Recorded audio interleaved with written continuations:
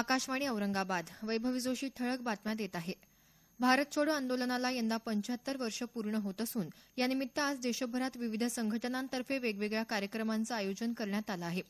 नवी दिल्लीत भारतीय राष्ट्रीय संग्रहालय, भारत छोडो आंदोलन आणि आझाद हिंद फौजेशी संबंधित प्रदर्शन भरवण्यात आलं आहे. दरम्यान यंदाच्या 70व्या स्वातंत्र्य दिनानिमित्त 2017 ते 2022 हे 5 वर्ष जनआंदोलनाचे वर्ष म्हणून साजरे केले जाणार आहेत.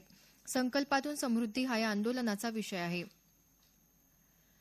मराठा क्रांती मोर्चाच्या वतीनं आज मुंबईत काढण्यात येणाऱ्या मोर्चात सहभागी होण्यासाठी राज्यभरातून लाखो मराठा समाज बांधव मुंबईत दाखल झाले आहेत. आरक्षणासह विविध मागण्यांसाठी हा मोर्चा काढण्यात येणार आहे.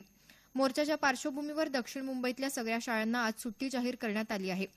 दरम्यान या मोर्चाला रिपब्लिकन पक्ष आठवले गटानं पाठिंबा जाहीर केला आहे. मराठ्यासह देशातल्या गुर्जर, जाट, लिंगायत, ब्राह्मण आदी उच्चवर्णीयांमधल्या आर्थिकदृष्ट्या मागासांना आरक्षण मिळायला हवं, असं पक्षाध्यक्ष आणि केंद्रीय सामाजिक न्याय राज्यमंत्री रामदास आठवले यांनी म्हटलं आहे.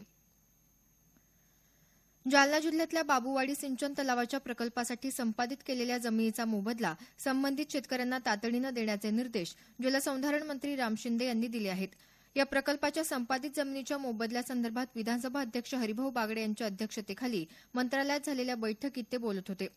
गेल्या अनेक वर्षापासून प्रकल्पासाठी जमिनी दिलेले शेतकरी मोबदल्यापासून प्रलंबित आहेत.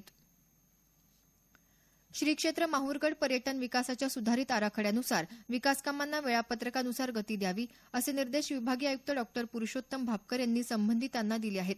नांदेड इथं जिल्ह्यातल्या विविध विकासकामांच्या आढावा बैठकीत ते काल बोलत होते.